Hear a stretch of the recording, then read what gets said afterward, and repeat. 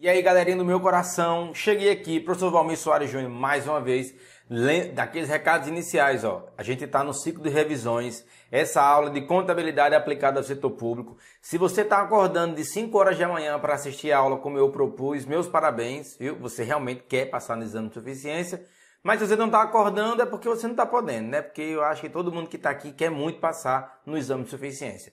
Recadinhos, não esquece de se inscrever no canal. Não esquece de dar logo like nesse vídeo e não esquece de me seguir no Instagram, o Instagram é esse que está aqui embaixo, beleza? Então vamos lá. Galera, se você está se preparando para o exame de suficiência, seja qual for a sua edição, cogite se matricular no meu preparatório online para o exame de suficiência. O link está na descrição aqui desse vídeo, é o primeiro link. Vai te levar diretamente para o site da Procontábil, para o meu preparatório para o exame de suficiência. Ou você pode pegar o seu celular, apontar para esse QR Code que está aqui embaixo e também clicar no link que aparece dominando o exame de suficiência, beleza? Nesse QR Code você vai encontrar também todos os links que eu considero relevantes para vocês. Independentemente de quando você está vendo esse vídeo, os links mais atuais, vigentes, de tudo que está acontecendo, tudo que eu estou compartilhando nas redes, você vai encontrar nesse QR Code aqui embaixo, belezinha? Lembre-me de seguir no Instagram.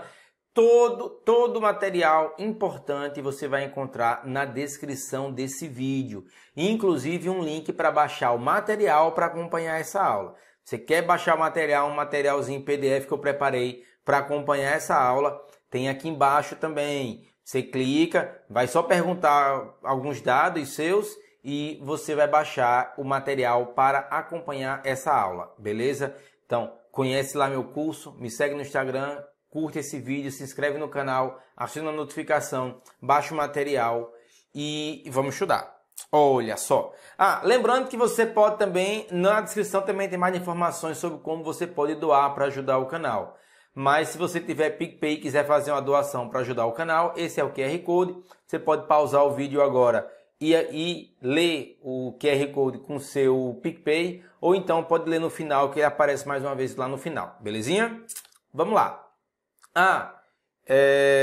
Eu acho que esse não é o primeiro vídeo meu que você assiste, então só lembrando, todos os materiais dos vídeos, em todos os meus vídeos eu faço isso. Você assiste os vídeos, mas sempre olha a descrição dos vídeos, porque lá eu normalmente, eu posso dizer sempre, eu sempre coloco informações importantes na descrição do vídeo aqui no YouTube. Se você está vendo na televisão, fica um pouquinho mais difícil de ver a descrição. Se você está vendo no computador, é fácil. Se você está vendo no celular, também é fácil. Na TV só que é mais difícil, mas aí você pode ir para o computador ou para o celular, que você vai conseguir ver esses links, tá? Tablet também. Então vamos lá. Vamos seguir aqui. Olha só, questão 1. Eu preparei, todo mundo sabe aqui, aliás, quem já me acompanha há pelo menos alguns vídeos, sabe que eu tenho uma paixão especial por contabilidade aplicada ao setor público. Não sei se você sabe, eu sou contador de órgão público desde 2013. Eita porra, é tempo já, viu? Desde 2013 que eu sou contador do governo federal, atuando em instituições de ensino superior, universidade e institutos federais. Já passei por algumas já, hoje eu estou no IFCE em Número do Norte, hoje quando eu gravo esse vídeo. Mas eu tenho uma paixão muito grande por contabilidade aplicada ao setor público, tá? Não chama de contabilidade pública. Eu sei que às vezes aparece contabilidade pública, mas o correto é contabilidade aplicada ao setor público, já que a contabilidade é uma só, não tem uma geral e uma da pública. É contabilidade e contabilidade aplicada ao setor público, beleza? Com as suas especificidades. Especialmente no que diz respeito a dois aspectos. A contabilidade aplicada ao setor público no Brasil hoje, ele vive uma dicotomia, ele tem dois aspectos mais relevantes. É o aspecto ligado à Lei 4.320, que é o aspecto orçamentário da contabilidade aplicada ao setor público, também conhecida como Administração Financeira e Orçamentária, ou simplesmente AFO, ou Orçamento Público para alguns aspectos. E tem uma perspectiva que é muito mais ligada às normas internacionais de contabilidade, que é uma contabilidade com a pegada mais do Manual de Contabilidade aplicada ao setor público, que é um documento público do Tesouro Nacional. Se quiser baixar o MCASF é facinho. Você digita MCASP no Google. Vai aparecer aqui, quando aparecer uma questão sobre MCASP, eu comento novamente. E principalmente as normas brasileiras de contabilidade aplicadas ao setor público, as NBCs TSPs, beleza? Então assim, duas perspectivas. O regime orçamentário, que é o regime da lei, ele é voltado mais para uma perspectiva da execução do orçamento, ele é mais um planejamento e controle da administração pública, e a perspectiva do MCASP, das normas brasileiras de contabilidade, aplicada ao setor público, que é uma adequação às IPSAs, que são as International Public Sector Public Standard Board, normas internacionais de contabilidade aplicadas ao setor público, são IPSAs, International Public Sector Accountability Standard Board, é um nome grande em inglês, minha fluência é um negócio incrível. E, seguinte, essas normas, elas estão sendo convertidas para o Brasil ainda, não sei quando você vê esse vídeo, mas até 2022 é para acabar essa conversão das normas que já existem, a gente vai ficar só com revisões e adequações nacionais. E, claro, lei de responsabilidade fiscal, e tem mais alguns aspectos, mas para você que vai fazer exame de suficiência, corre o risco de cair as duas perspectivas, a perspectiva orçamentária da Lei 4.320 e a perspectiva do regime de competência, que é o do Manual de Contabilidade das Normas. Dependendo de como é a questão, vai ser uma abordagem ou outra. Eu cuidei aqui de colocar algumas questões que me desse a possibilidade de bater nessa tecla mais umas vezes, de você entender o que é a contabilidade aplicada ao setor público pelo regime orçamentário, quais são as preocupações, e a contabilidade aplicada ao setor público pelo regime de competência, que é o da norma internacional. Aí sempre alguém pergunta, mas professor, quer dizer então que hoje, na contabilidade aplicada ao setor público brasileiro, a gente pode dizer que existem duas formas de fazer contabilidade aplicada ao setor público? Dizer que existem duas formas é um pouco demais, é um pouco grosseiro. Mas sim, eu posso dizer que existem duas perspectivas que hoje coexistem na contabilidade aplicada ao setor público. Mas para você que vai fazer o exame de suficiência, basta saber se o que está perguntando é de acordo com a Lei 4.320 ou se é de acordo com as normas internacionais.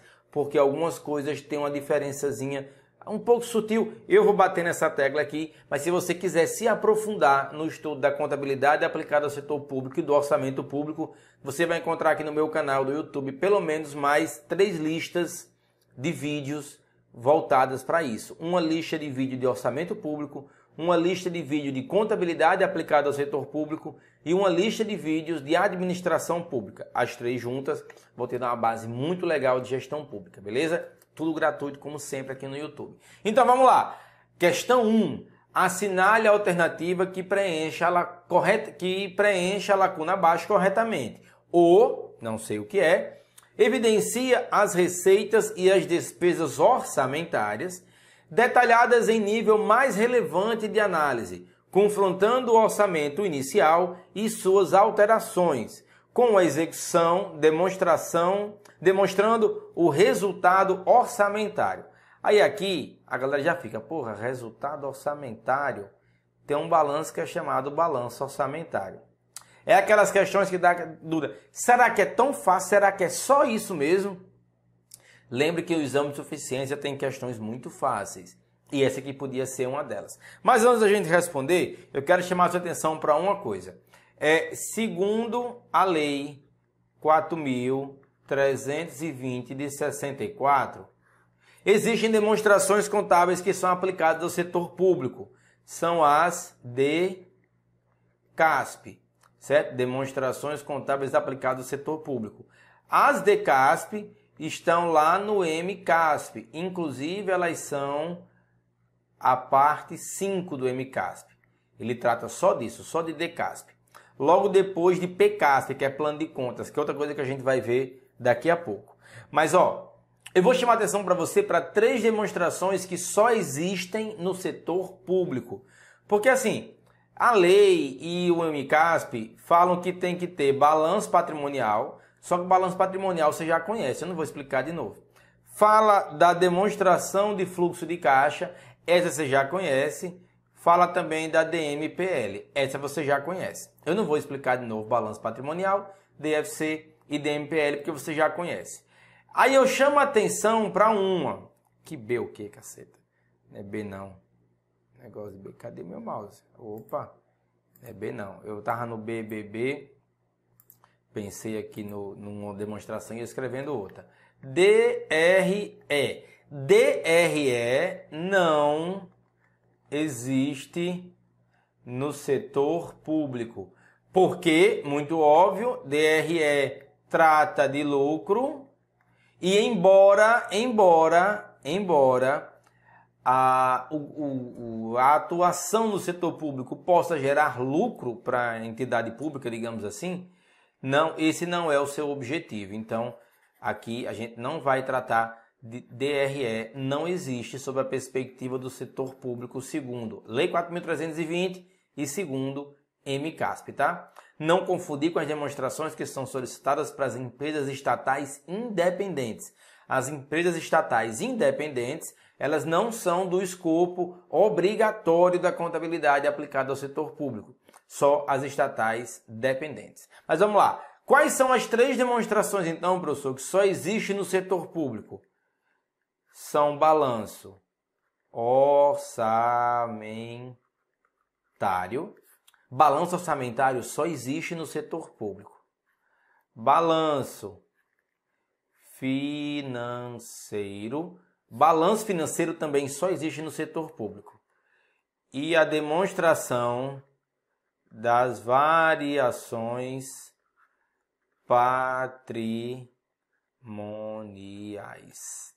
Essas 3 demonstrações só existem no setor público. Vou colocar minha luvinha porque eu vou ter que escrever muito dessa vez, aí fica melhor. Balanço orçamentário, balanço financeiro e demonstração das variações patrimoniais. O que é que você que vai para o exame de suficiência precisa saber sobre essas 3 demonstrações? Balanço orçamentário, ele apresenta receitas versus despesas. Lembrando que as receitas são previstas, é o máximo que você pode fazer, e as despesas são fixadas. Uma vez que você previu a receita prevista é o limite para fixar a despesa, em nome do princípio do equilíbrio. Se você previu que vai ter 100 mil reais de receita, você não pode fixar 150 mil reais de despesa. A receita prevista é quem limita a fixação da despesa. Uma vez que você prevê receita, você vai fixar a despesa de igual valor. E só que com um detalhe, como é que o balanço orçamentário apresenta receita versus despesa? Sempre com 2 perspectivas. As previstas versus as realizadas. Previstas versus realizadas. Ou seja, receita e despesa inicialmente prevista e receita e despesa realmente realizada. Então, o balanço orçamentário confronta receita e despesas previstas versus as realizadas. Ou que se entenda assim, planejada versus executada, também pode ser isso. Talvez seja até uma perspectiva mais abrangente, imaginar que é planejada versus executada. Se você separar assim também melhora. Então, balanço orçamentário, receitas e despesas, receita prevista, despesa fixada, comparando o que foi planejado e o que foi efetivamente executado. Já o balanço financeiro, orçamentário, orçamento. Pelo menos a gente não pode reclamar que a galera não facilitou nos nomes. O balanço financeiro vai mexer com o quê? Vai mexer com o dinheiro. O balanço financeiro, ele considera a receita, manda considerar a receita orçamentária e também aquela que é extra-orçamentária. Porque no balanço orçamentário, obviamente, só entra o que é orçamentário. No financeiro, não. Entra a receita orçamentária e extra-orçamentária, confrontada com a despesa orçamentária e extra-orçamentária, tá? Além de que, do dinheiro que veio do ano anterior, também tomando nota do dinheiro que vai para o ano seguinte. Então, o balanço financeiro se preocupa com dinheiro. Ele confronta receitas e despesas, orçamentárias e extra-orçamentárias, além de consagrar e consignar o dinheiro que veio do ano passado, que estava no caixa, e ainda registrar o dinheiro que passa para o ano seguinte. Então, balanço financeiro se preocupa com dinheiro, dinheiro.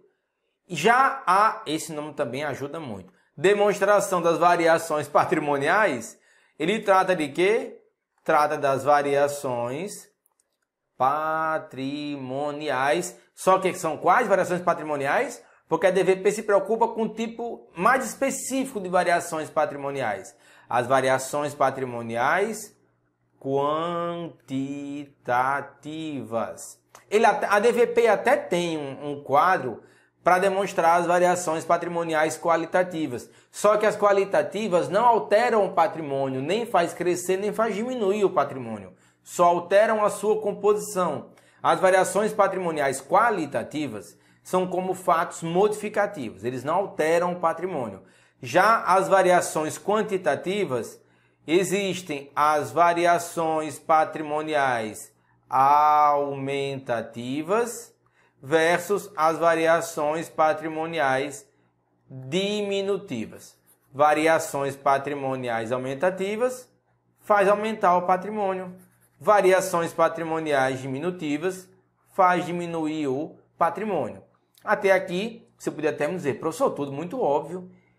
Talvez quando você lesse na prova, você não enxergasse com essa obviedade. E esse é meu trabalho aqui, beleza? Então, DVP, variações patrimoniais aumentativas, variações patrimoniais diminutivas. O bom dos balanços, das demonstrações que são da Lei 4.320, que toda demonstração da Lei 4.320 dá algum resultado. Balanço orçamentário dá o resultado orçamentário. Balanço financeiro dá o resultado financeiro. Demonstração das variações patrimoniais dá o resultado patrimonial. Antes que você pense, e o balanço patrimonial não dá resultado não? Não. O balanço patrimonial é uma demonstração estática. É uma foto do patrimônio. O balanço patrimonial apresenta bens, direitos e obrigações. Ele não dá resultado. Quem dá resultado são as demonstrações que são estáticas, não. São o quê? Demonstrações estáticas e complete. Complete. Eu não vou dizer não. Tem as estáticas e tem as... Pesquise. Se a palavra não saiu na ponta da sua língua agora, essa palavrinha pode faltar na sua prova. 2 tipos de demonstrações. As estáticas e as, como o balanço orçamentário, o balanço financeiro e a demonstração das variações patrimoniais. A palavrinha que eu quero dizer é a mesma que você entende sobre DRE, beleza? E aqui vale um adendo. A demonstração das variações patrimoniais, ela não significa resultado bom ou ruim, porque apesar de que muita gente diz assim, a DRE é como se fosse uma DVP do setor público, ou o contrário. Eu concordo com essa afirmativa em partes, mas eu vou deixar para numa questão mais à frente, eu vou bater nesse folclore aqui, para a gente entender porque tem muita diferença da DRE para DVP. Você não pode... professor, aumenta patrimônio é receita, diminui a despesa. Não. Não é assim que funciona. Mas vamos lá. A gente já viu, né, pelo que está explicado aqui, quem confronta orçamento inicial com execução, planejado com executado, e dá o resultado orçamentário, então é quem? É o balanço orçamentário. Marca tranquilo e calmo, letra D de dado. Eita, aqui já quase 20 minutos de aula para chegar na primeira questão. Pra vocês verem como eu gosto de contabilidade aplicada ao setor público. Eu sou apaixonado por essa matéria. Vamos lá.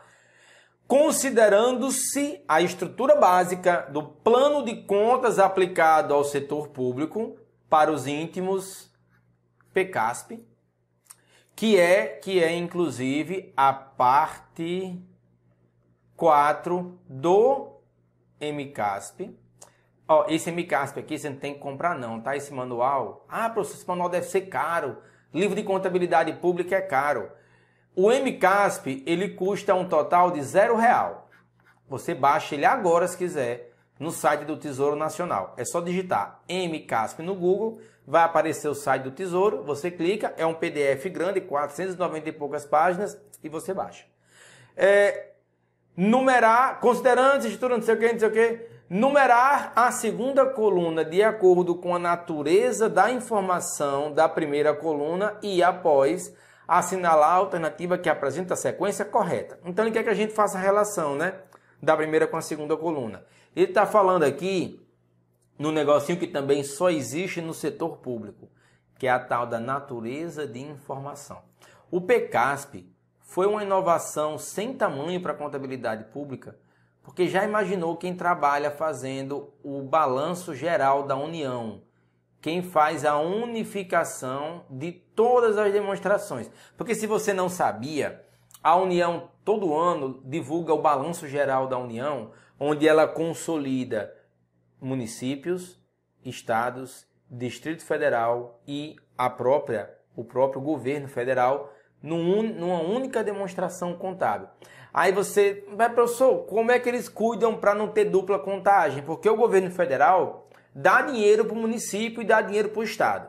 O estado também dá dinheiro para o município. Na hora que vai juntar tudo, o que tem de duplicidade para eliminar não está na história. É muita coisa para eliminar. E hoje só é possível fazer isso com o PCASP. Eu queria poder comentar mais sobre isso, mas é uma questão muito técnica. Não é o que você veio buscar aqui. Vamos avançar então. Eu quero falar só um pouquinho sobre o PCASP para você entender como é que eu vou marcar aqui.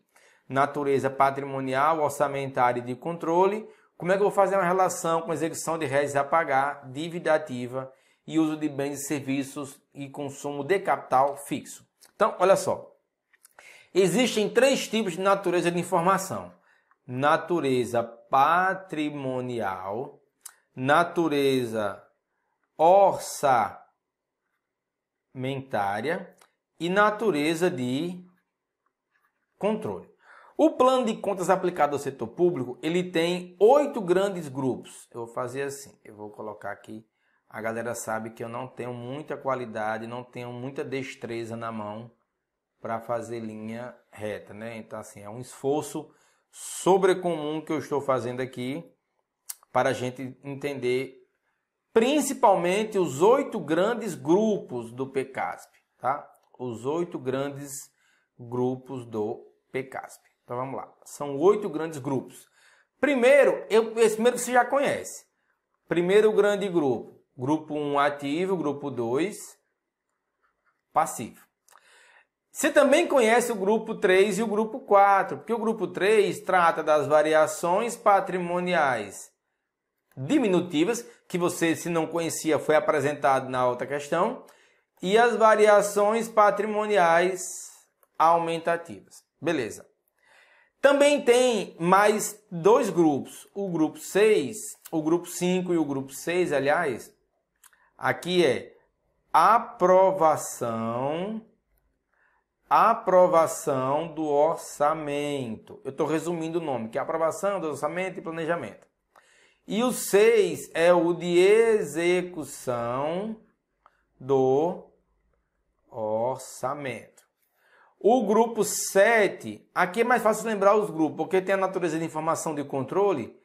Aqui é controle devedor. E aqui o grupo 8 são os controles credores. O controle devedor é quem faz o registro dos controles e o controle credor é onde rola a execução dos controles. Então, 8 grandes grupos, sendo que esses 2 grupos aqui são de natureza patrimonial, porque eles são voltados para aspectos do patrimônio público. Esses 2 grupos aqui, o 5 e o 6, são natureza de informação orçamentária, porque a preocupação desses 2 grupos é com contas que são de origem orçamentária, lei orçamentária anual, plano plurianual, tá tudo aqui. E grupos 7 e 8 são os controles. O que são registrados nos controles, especialmente, são chamados atos potenciais. Entenda, como eu falei, atos é porque isso não afeta o patrimônio. Porque a gente já sabe lá da contabilidade básica que fato contábil altera o patrimônio, ato contábil não altera o patrimônio. E os atos potenciais são justamente situações e circunstâncias que não afetam o patrimônio, porque são atos, mas podem vir a afetar. Como, por exemplo, a assinatura de um contrato. Se o governo do estado, do seu estado, assina um contrato com uma construtora para revitalização de uma rodovia, na hora que se assina o contrato, isso não tem repercussão no patrimônio, porque ele só assinou o contrato, ainda não aconteceu nada pelo regime de competência. Lembra? Quando começar a executar o serviço, que vai começar a ter pagamento da despesa. Mas a assinatura do contrato cria uma obrigação que, apesar de na hora da assinatura não existir alteração do patrimônio, é certo que essa assinatura vai promover uma alteração futura. Então, atos potenciais é todo ato que, apesar de não afetar o patrimônio, certamente promove a possibilidade para que ele seja alterado. O patrimônio vai crescer e vai sair dinheiro para pagar a despesa, mas aí eu vou ter uma rodovia e por aí vai. Beleza? Então, que ativo e passivo é patrimônio, eu acho que ninguém discute. Conjunto de bens, direitos e obrigações. VPD e VPA são variações patrimoniais, então faz todo sentido ser de natureza patrimonial. A aprovação do orçamento e execução do orçamento, natureza orçamentária, faz todo sentido. Controles e controles, ser de controle, também faz todo sentido. Então, assim, muito embora você pudesse não conhecer a demonstração dessas 8 grandes classes do PCASP, né? Aí, professor, mas isso aqui se desdobra muito? Desdobra só um pouquinho, desdobra mais ou menos em 8.000 contas, quando você abre o plano de CASP estendido. A versão resumida tem umas 5.000 contas, a versão estendida tem umas 8.000, beleza? Então, sabendo disso daqui, eu tenho só que entender o seguinte, ó. Se aquilo que a gente colocou nas questões, que deixou lá, se tiver a ver com ativo, passivo, VPD ou VPA, vai ser de natureza patrimonial. Se for alguma coisa ligada ao orçamento, é de natureza orçamentária. Se for alguma coisa que não afeta o patrimônio, mas pode vir a afetar, positivo ou negativamente, vai ser de natureza de controle. Então, olha só. Olha aqui, ó. Uso. Peraí, o que houve aqui? Ah, tá. Uso de bens. A gente sabe que patrimônio é bens, direitos e obrigações. Então, essa palavrinha aqui, bens, ó.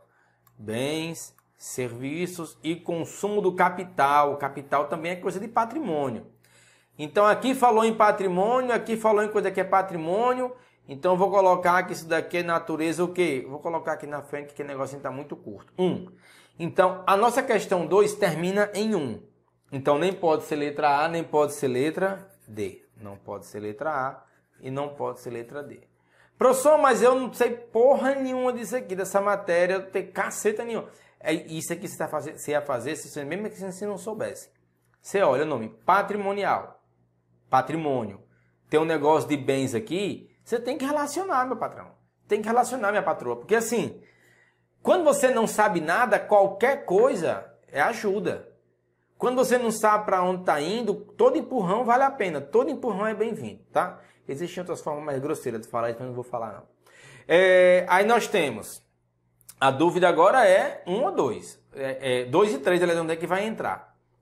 Restos a pagar, para quem assiste meus vídeos aqui no YouTube já sabe que restos a pagar está ligado a empenho não pago. Resto a pagar é um empenho que não foi pago. E empenho é o quê? É orçamento público. Então, se orçamento público fala de empenho, empenho fala de resto a pagar, restos a pagar é de natureza o quê? Orçamentária. Então, é 2 e no final é 1, só tem como ser o 3 no meio. Então, questão 2, você marca a letra C de casa. Mas lembrando que, ó, e essa dívida ativa. O que é a dívida ativa? Dívida ativa é um dinheiro que um contribuinte não pagou e que o ente público inscreveu esse valor na dívida ativa. Ou seja, na hora que eu registro a receita não recebida como dívida ativa, sendo eu Estado, eu sou o município. Você que está me assistindo não pagou o seu IPTU. Eu sou o município que quero receber meu IPTU. O que eu faço? Eu inscrevo esse valor do IPTU na dívida ativa. Na hora que eu inscrevo na dívida ativa, meu patrimônio não muda. Mas eu posso agora forçar judicialmente você a me pagar. Então, apesar disso não se envolver, não mexer no patrimônio, pode vir a alterá-lo. Então, a natureza de informação aqui é de controle. 2, 3, 1, marca a letra C e parte para o abraço. Agora aqui vai estar mais fácil agora. Analise os fatos abaixo. Você já conhece o que é VPA, sabe o que é VPA e VPD. Assinale VPA quando se tratar de uma variação patrimonial aumentativa, ou seja, alguma coisa que faça o patrimônio crescer. E VPD quando for uma variação patrimonial diminutiva, alguma coisa que faça variar o patrimônio para baixo. Essa questões de VPA e VPD, como são de natureza patrimonial,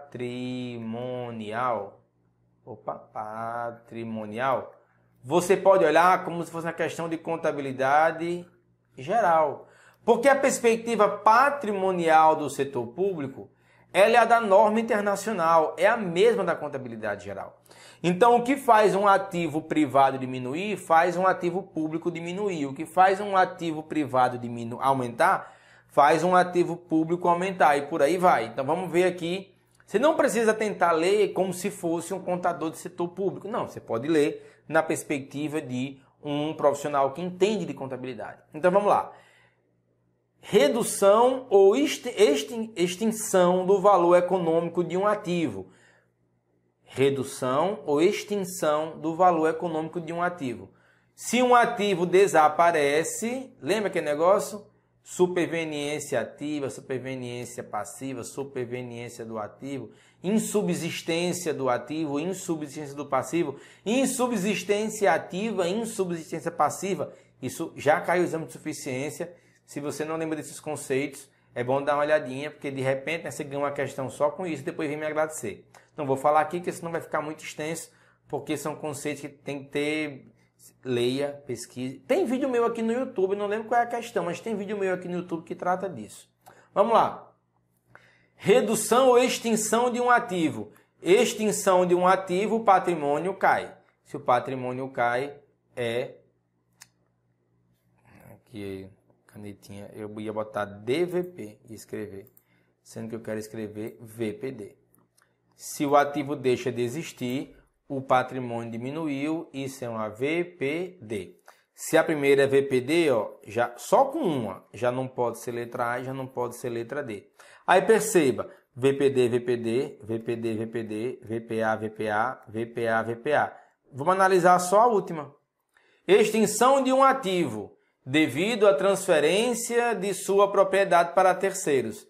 Também é extinção de um ativo, também o patrimônio diminui. Também a VPD. Se é VPD, você marca a letra C. Só isso. Professor, não vou analisar as outras, não? Essa e essa. A gente pode analisar. Mas deixa eu só fazer um comentário que eu queria fazer há um tempo. Demonstração das variações patrimoniais. Muita gente diz e quer colocar, até eu coloco às vezes isso, que é como se fosse uma DRE, tá? Mas lembra, DRE visa o lucro. E quando tem lucro... é bom. Quando tem lucro, é bom. Quando tem prejuízo, é ruim. Certo? Eu acho que essa é a principal diferença entre DRE e DVP. Porque DVP acontece do patrimônio aumentar. E acontece do patrimônio diminuir. Mas o patrimônio aumentar e o patrimônio diminuir não tem nada a ver com se foi boa ou ruim a execução. Sabe por quê? Porque o objetivo aqui é prestar o quê? Prestar serviços públicos à população. O objetivo, o patrimônio público serve para prestar serviços públicos à população. Se isso daqui for alcançado, se o serviço público for prestado, é porque foi bom. Se o serviço público não foi prestado, é porque é ruim. E isso não tem nada a ver com a DVP. Você pode fazer o patrimônio aumentar sem ter prestado o serviço público. Tinha o dinheiro para usar e não usou. O patrimônio sobe, só que o serviço público fica ruim. E você pode também gastar muito recurso público, mas alcançar o seu objetivo principal, que é o quê? Prestar serviços à população. Então, só esse detalhe. Se a DVP deu positiva, isso não quer dizer boa gestão. Se a DVP deu negativa, isso não quer dizer má gestão. Porque se na DRE o olho tapa o lucro, porque aqui o que importa é o dinheiro, aqui não. Aqui o que importa é o bem-estar da população, tá? Só essa diferença. E só conferir, a gente marcou aqui letra C, né? Só conferir se os outros estão certos. A gente já fez VPD e VPD. Tem que ser VPD, VPA, VPA. Bora ver. Surgimento de um passivo, uma superveniência passiva. E aí? Superveniência passiva, é isso? Ou é superveniência do passivo? Ficou confuso agora, né? Sacanagem. Surgimento de um passivo é o quê? É VPD ou VPA, eu tô perguntando. Surgiu um passivo, é VPD, claro. Surgiu um passivo, surgiu uma obrigação, o patrimônio cai. Recebimento efetivo de uma doação. Recebeu dinheiro, claro, recebeu dinheiro, variação patrimonial aumentativa. Extinção total de um passivo, sem o desaparecimento de um ativo. Eu tinha uma obrigação, não tenho mais, isso é bom para o meu patrimônio. Variação patrimonial aumentativa, então tudo certo. Letra C de casa, beleza? Ah, pessoal, você vai fazer o exame de suficiência, não sei qual é a edição. Tá gostando das aulas? Tá gostando dessa descontração, essa malemolência aqui dando aula? Cogita se matricular no meu curso, o link é o primeiro da descrição desse vídeo, tá? Não esquece de dar like nesse vídeo, se inscrever no canal e me seguir no Instagram também, tá? Vamos seguir. Essas aulas têm que ficar com mais ou menos 1 hora cada uma, que é para também não sugar a energia vital de vocês. Questão 4. Considerando as bases de mensuração para ativos definidas na NBC TSP Estrutura Conceitual, assinale as seguintes assertivas. Aí você fica, tem gente que, professor, mas peraí, NBC TSP? No NBCTG, NBCTG é a geral, da contabilidade geral. Contabilidade do setor privado, digamos assim. O setor público tem um grupo de normas que são as NBCs TSPs. Antes, para quem é das cavernas feito eu, tinha a NBC T16. Essa era a norma do setor público, era só uma. Ela ia do ponto 1 ao ponto 10 e depois fizeram um ponto 11. Hoje, essas foram quase todas revogadas.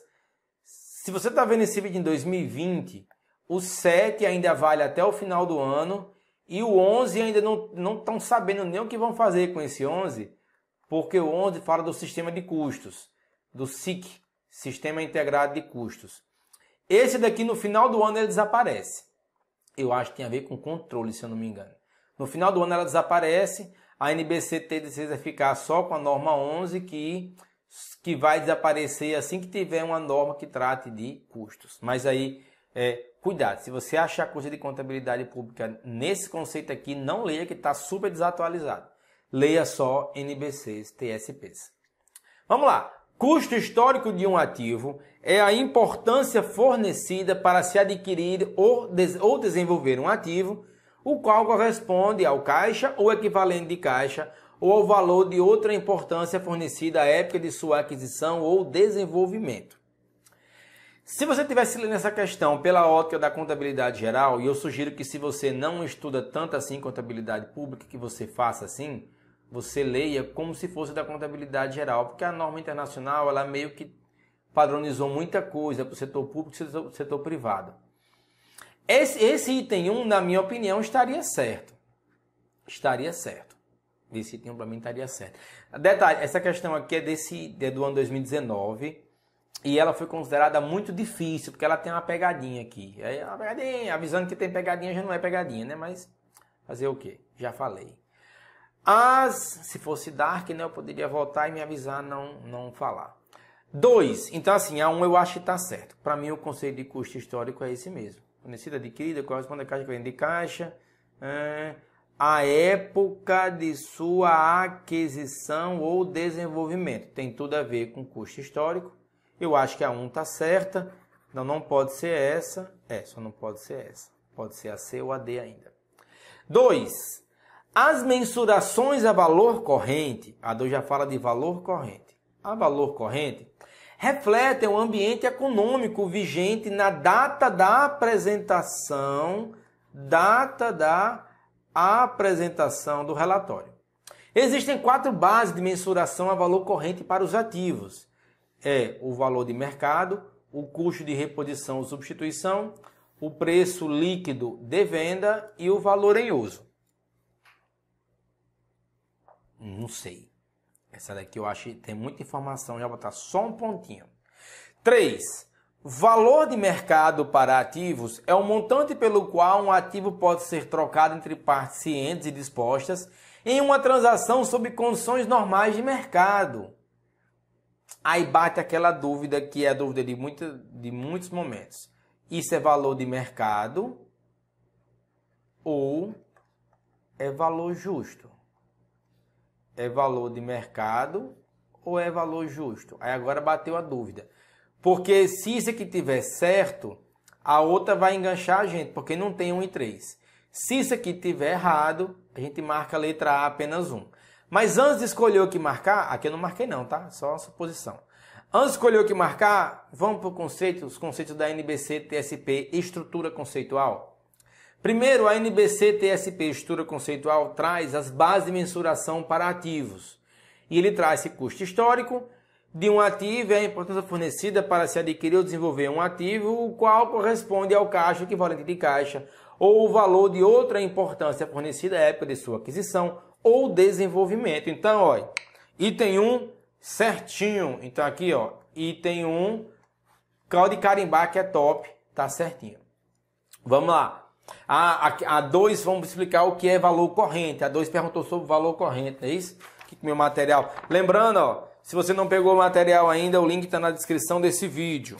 A 2 fala: mensurações a valor corrente refletem o ambiente econômico vigente na data da apresentação. E diz que existem 4 bases de mensuração: o valor de mercado, o valor de reposição ou substituição, preço líquido de venda e valor em uso. Vamos ver o que a norma traz, o que a norma apresenta. As mensurações de valor corrente refletem o ambiente econômico vigente na data da apresentação do relatório. Ctrl+C, Ctrl+V. Parecem os trabalhos da faculdade. É brincadeira. Existem 4 bases para mensuração a valor corrente para os ativos: valor de mercado, custo de reposição, substituição, preço líquido de venda e valor em uso. Ctrl+C, Ctrl+V que a banca fez dessa questão. Então, o item 2 também está correto. Carimba, que é top. Agora vamos desfazer as dúvidas que existem sobre valor justo ou valor de mercado. Tem informação aqui ainda. As seguintes é uma informação complementar sobre a anterior. A gente está falando de valor aqui de mensuração. As seguintes bases de mensuração para ativos são identificadas e discutidas à luz da informação que fornecem sobre o custo de serviços prestados, a capacidade operacional e a capacidade financeira da entidade, além da extensão na qual fornece informações que satisfaçam as características qualitativas: custo histórico, valor de mercado, custo de reposição ou substituição, preço líquido de venda e valor em uso. Aí você pode me perguntar: professor, onde está valor justo? Onde está valor justo na NBC TSP estrutura conceitual? Onde está valor justo na NBC TSP estrutura conceitual? Essa era a pegadinha da questão. Porque a galera vai para as questões com muito conhecimento de contabilidade geral, mas não muito conhecimento de contabilidade pública. Acontece que essa estrutura conceitual, essa NBC-TSP, não propôs valor justo, ou fair value, como uma das bases de mensuração para ativos e passivos. Em substituição, propôs quem? Valor de mercado, o qual foi definido do mesmo modo que o valor justo. Olha como é sacana. Foi definido do mesmo modo que o valor justo. Então, o cara diz, não fizemos valor justo, mas colocamos valor de mercado com a mesma forma como se fosse valor justo. Ou seja, se vocês na contabilidade geral faz confusão com o que é valor de mercado e valor justo, aqui na contabilidade aplicada ao setor público, não tem confusão não. Valor de mercado e valor justo é a mesma merda. Não tem diferença. Ah, professor, mas seria bom se a contabilidade geral fosse assim. Mas não é, né? Não é.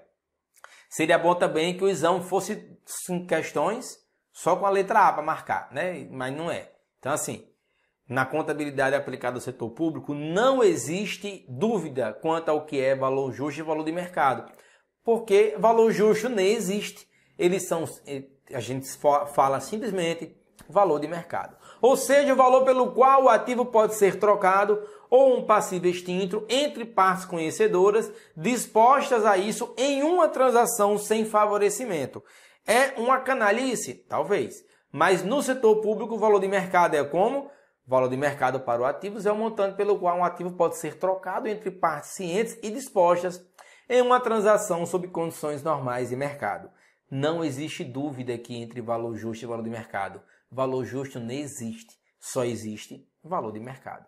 Então você marca quem aqui, estava tudo certo, porque essa daqui você... e esse conceito aqui, professor, é de valor justo. Na NBC, Estrutura Conceitual do Setor Público, não, porque valor justo nem existe. Belezinha? Então, marca a questão 4, marca a letra D e vamos partir para mais uma. Olha só, estamos lá, todo mundo aquecido aqui. Está acompanhando as revisões, eu espero que sim. Desde já te desejo uma boa prova. Muito conteúdo gratuito aqui para vocês no canal do YouTube. Eu gosto muito de vocês. Você não tem ideia da zona que eu faço na minha casa para gravar esses vídeos. Vamos lá. De acordo com a NBC TSP 4, aí você, professor, tem uma norma do setor público também para estoque? Onde é que você estava, cara? Onde é que você estava, moça? Tem muita norma de setor público, muita. Tem intangível no setor público, tem estoque no setor público, tem ativo no setor público, tem a demonstração no setor público, tem tudo no setor público. O valor contábil dos estoques vendidos deve ser reconhecido como o valor contábil dos estoques... O valor contábil dos estoques vendidos. Aí você, custo da mercadoria vendida. Valor do estoque vendido deve ser reconhecido como custo da mercadoria vendida. Não tem outra. Não tem. Aí você procura letra A, letra B, letra C, letra D. Meu Deus, não tem CMV.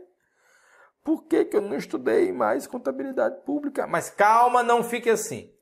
Vamos eliminar o que a gente sabe que está errado, né? Se você fez a interpretação correta, como a maioria deve ter feito, que o valor contábil de um estoque vendido é custo da mercadoria vendida. Custo da mercadoria vendida, letra A, é uma receita do período? Ela deve ser reconhecida como receita? Não. Então, não tem como o valor do estoque vendido ser receita. Não tem como. Despesa do período em que a receita é recebida. Aí você fica. Eu lembro que tem um negócio da contabilidade que é regime de caixa. Né? Tem isso, né? Talvez seja isso. Letra C. Não, receita não tem como, né? O valor do estoque vendido não pode ser receita. Despesa do período em que a receita correspondente é reconhecida. Agora a dúvida é aqui. Eu vou considerar quando é recebida por regime de caixa ou vou considerar quando é recebida por regime de competência? É caixa ou é competência? E aí, vai ser B ou vai ser letra D? Reconhecimento do resultado. Antes eu quero fazer um comentário aqui, Segundo a Lei 4.320, o regime do orçamento público é o regime do empenho, em que receita é reconhecida quando ela é recebida e a despesa quando ela é empenhada. Na Lei 4.320 se estabelece o regime de empenho, alguns chamam de regime misto, eu odeio esse nome.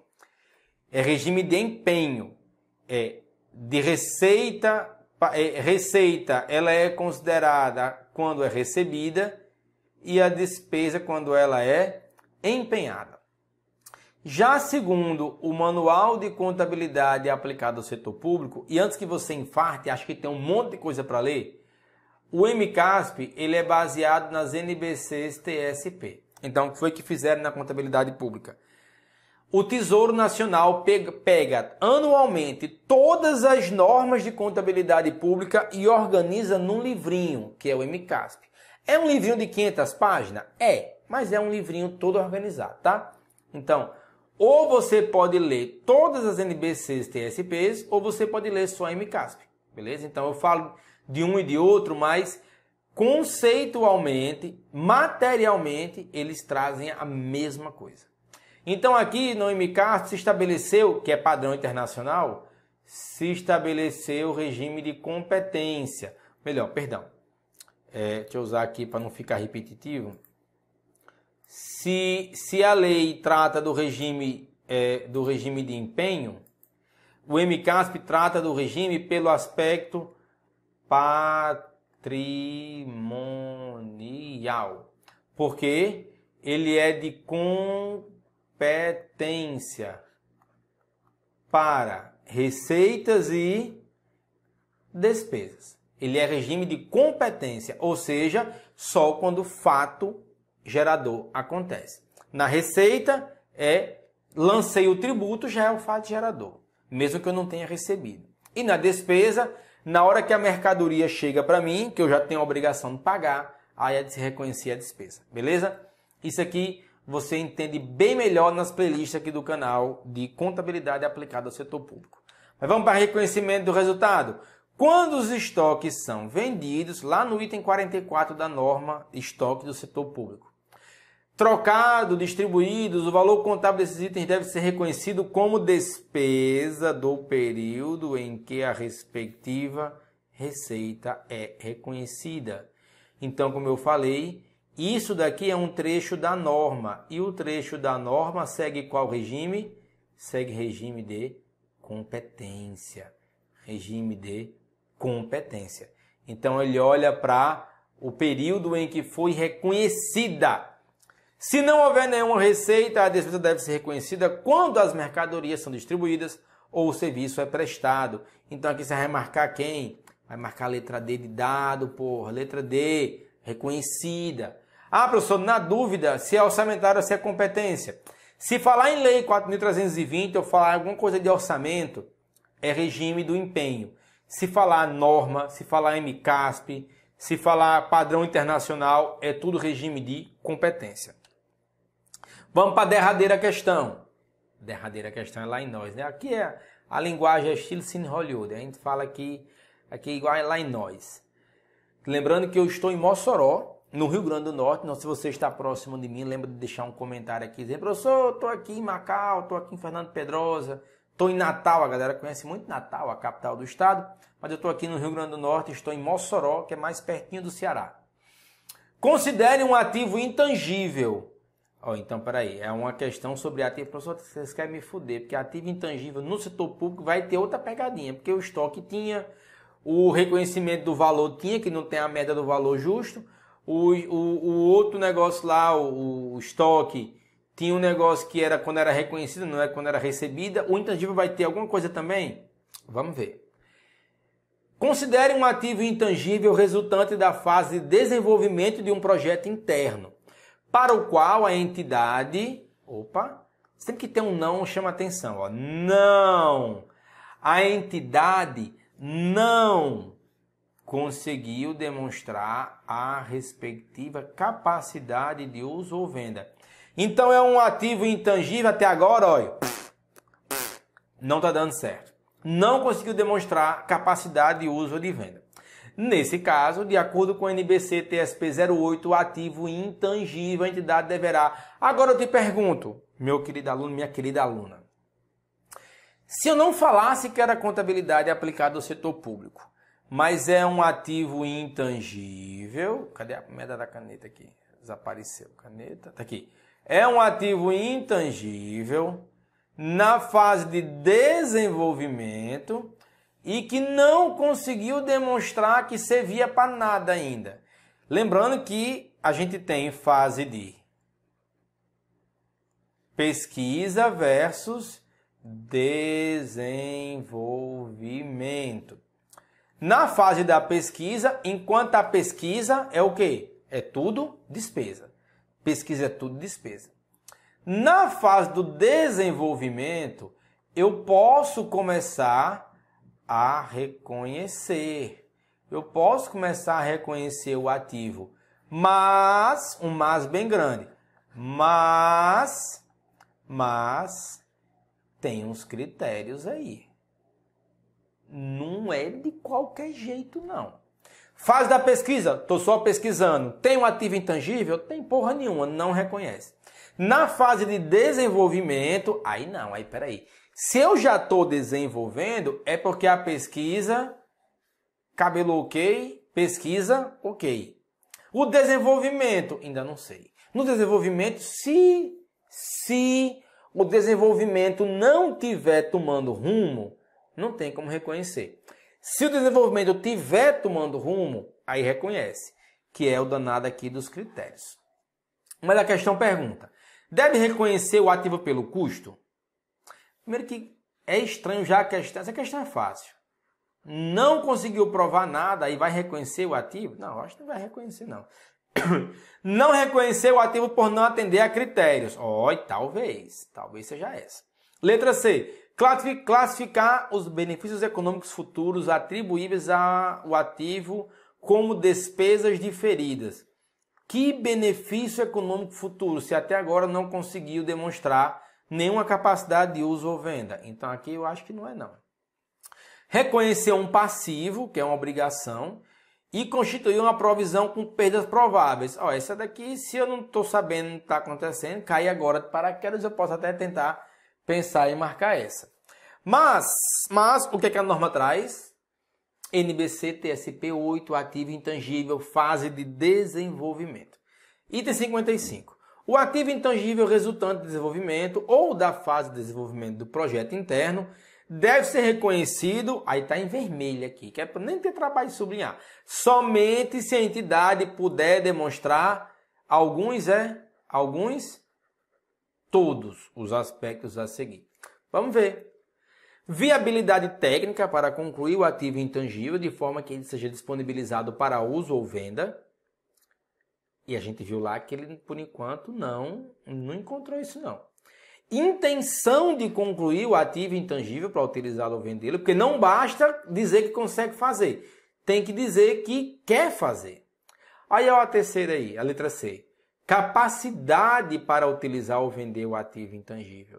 Até agora não demonstrou isso, é o principal aqui da nossa questão. Letra D. Forma como o ativo intangível deve gerar benefício econômico futuro ou potencial de serviço, além de outros aspectos aqui, claro. E letra E. Disponibilidade de recursos técnicos, financeiros e outros para concluir seu desenvolvimento e utilizar ou vender o ativo intangível. E capacidade de mensurar confiavelmente os gastos atribuíveis ao ativo intangível durante o seu desenvolvimento. Até porque isso vai ter que ser levado em consideração na hora de estabelecer o custo. Então, o que é que eu faço aqui? Eu vou fazer o quê? É letra B de bola. É não reconhecer o ativo por não atender a critérios de reconhecimento. Que critério?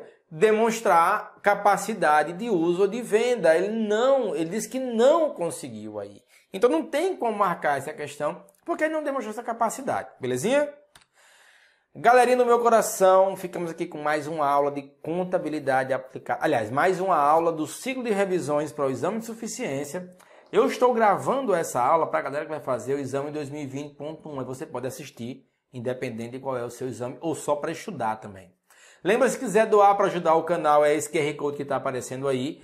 Para acessar todos os links que eu disponibilizo para vocês, é esse QR Code aqui embaixo de mim, ou você pode abrir a descrição desse vídeo. E o QR Code serve para quê? Você que está vendo na televisão e não está conseguindo ver os links da descrição, a maioria deles está aqui. Está aqui nesse QR Code.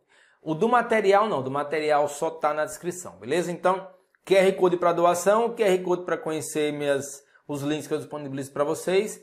Links importantes também organizados na descrição desse vídeo. Galerinha, valeu, forte abraço, bons estudos, até mais e até a próxima revisão. Prof. ama vocês, ama a contabilidade pública. Tchau!